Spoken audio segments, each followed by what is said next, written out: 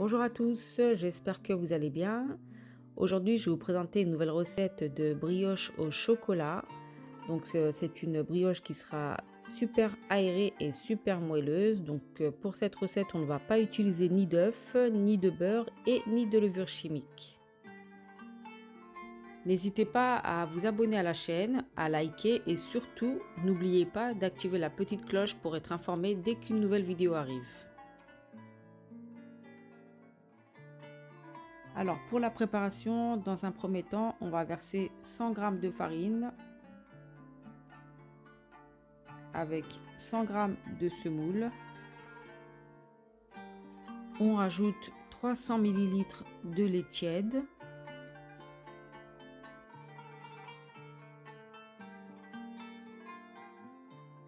20 g de levure du boulanger, une pincée de sel, 50 ml d'huile, un sachet de sucre vanille, 100 g de sucre poudre. Ensuite, à l'aide d'un fouet, on va bien mélanger le tout.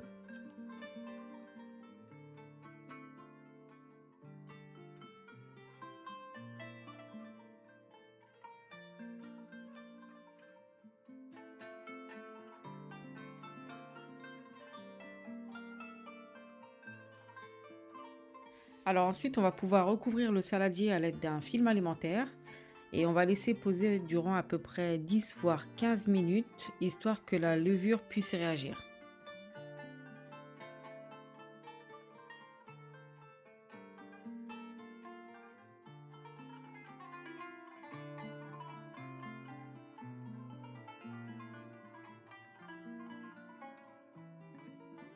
Donc à ce stade, on peut voir que la pâte est assez liquide, donc on va pouvoir ajouter de la farine. J'ai ajouté 150 g de farine pour commencer.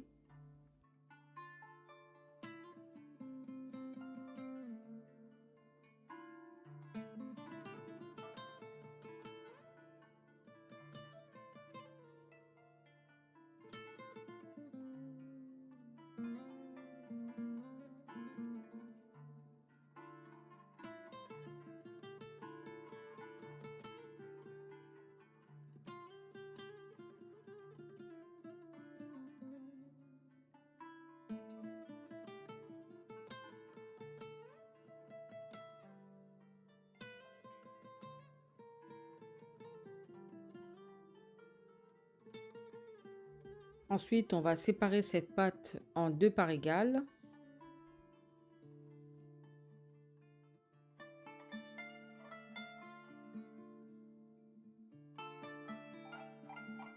Alors dans une moitié, j'ai rajouté 150 g de farine. Pour obtenir une pâte qui soit non collante, mais il faut faire aussi en sorte qu'elle ne soit pas trop dure pour que la brioche soit aérée et moelleuse.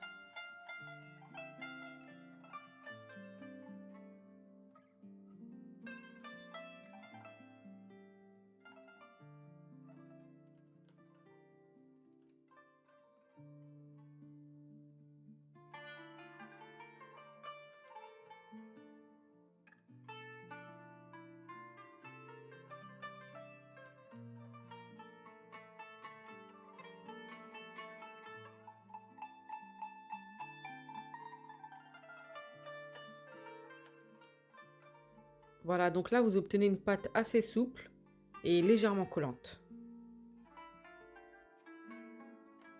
Alors on va recouvrir à l'aide d'un film alimentaire et on va passer à la pâte suivante.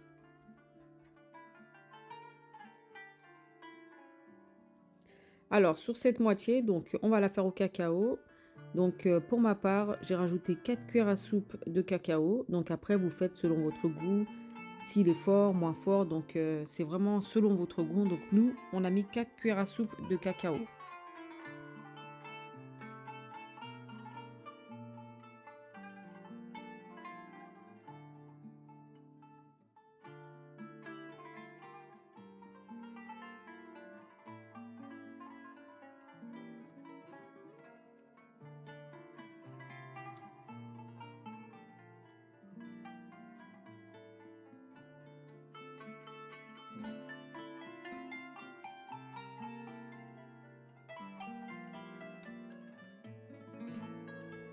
Alors une fois que le cacao s'est bien incorporé à la pâte, donc on va pouvoir ajouter de la farine.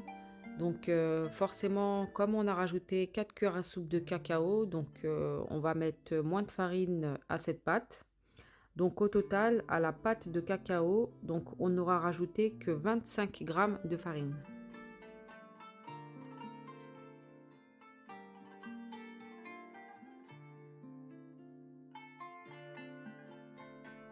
Voilà, donc je vous laisse voir la pâte à cacao.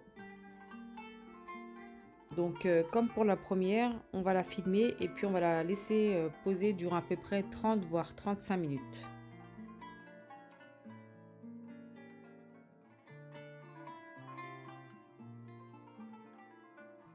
Alors après le temps de pause, donc on va venir récupérer notre pâte. Donc on peut voir qu'elle a légèrement gonflé. Donc on va huiler notre plan de travail. Et ensuite on va pouvoir étaler donc la première pâte. Donc on va huiler nos mains pour éviter que ça colle et on va étaler à l'aide du rouleau pâtissier.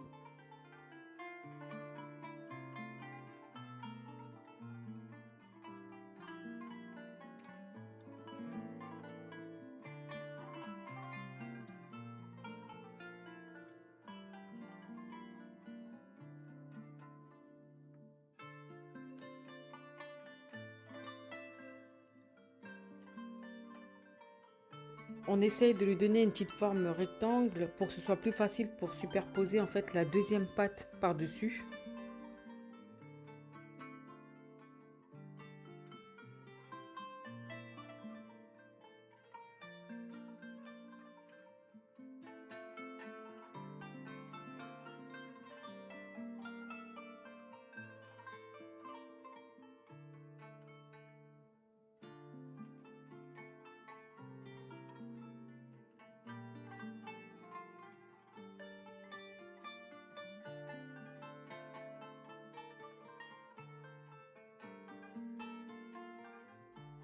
Alors pour la deuxième pâte, donc par contre cette fois-ci, on va l'étaler sur un papier cuisson, en fait pour nous faciliter à pouvoir la transporter et la déposer en fait sur la première pâte.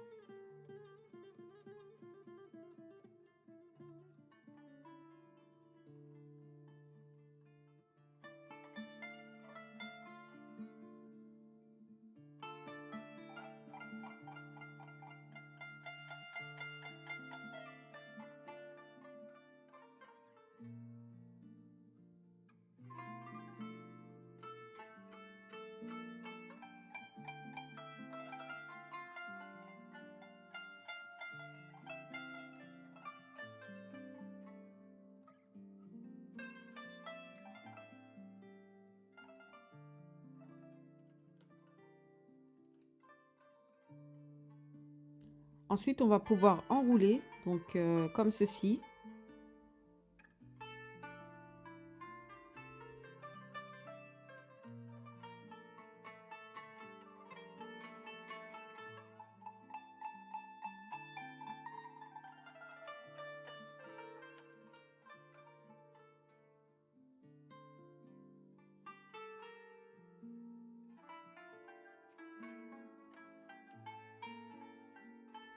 Ensuite, on va pouvoir découper sur à peu près une largeur d'1 centimètre.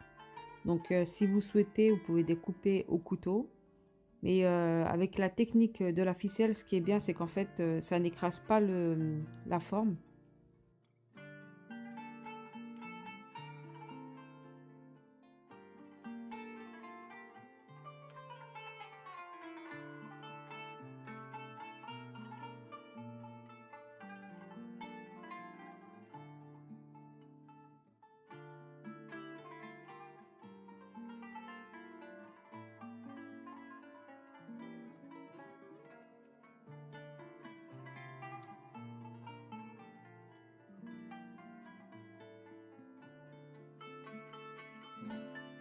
Regardez comme c'est joli, ça donne vraiment un joli rendu.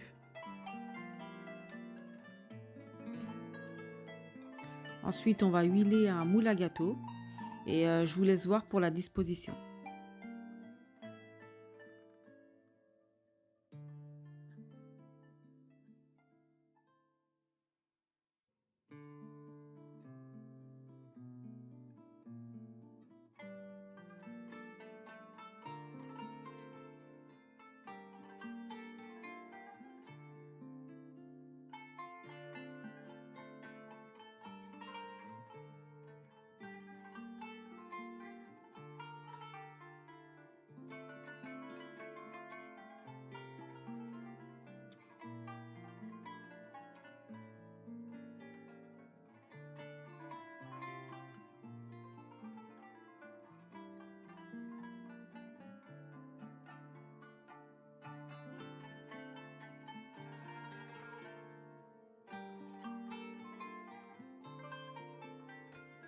Alors ensuite, on va pouvoir badigeonner le tout à l'aide d'un pinceau avec un mélange de jaune d'œuf avec un tout petit peu de lait. C'est ce qui va lui donner à la sortie du four vraiment une très belle couleur dorée. Et entre-temps, bien sûr, on aura préchauffé un four à 160 degrés.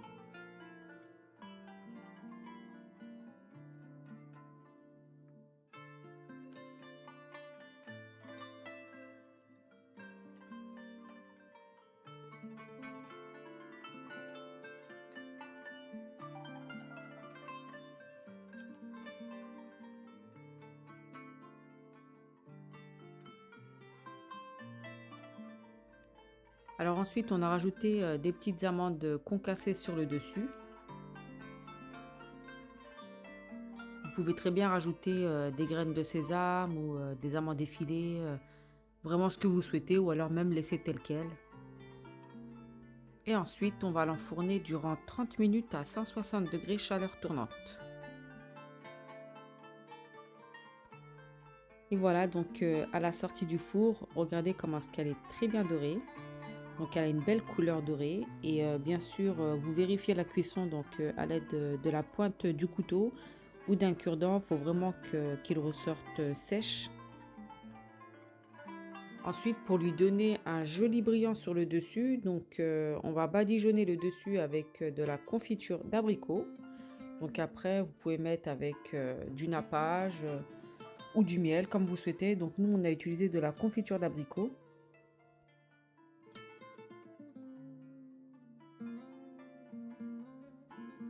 Voilà, donc regardez le joli résultat. Donc non seulement d'être super bonne, elle est très jolie.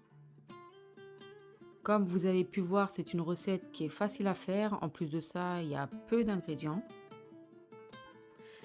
J'espère que cette vidéo vous a plu. Si c'est le cas, un petit pouce me ferait énormément plaisir. N'hésitez pas à laisser un commentaire pour dire ce que vous pensez de la vidéo. Ou si vous souhaitez voir d'autres recettes, n'hésitez pas à faire une petite demande par commentaire. Ce sera avec plaisir. Surtout si vous aimez les vidéos qu'on met sur cette chaîne, n'hésitez pas à partager autour de vous. Et je vous dis à très bientôt.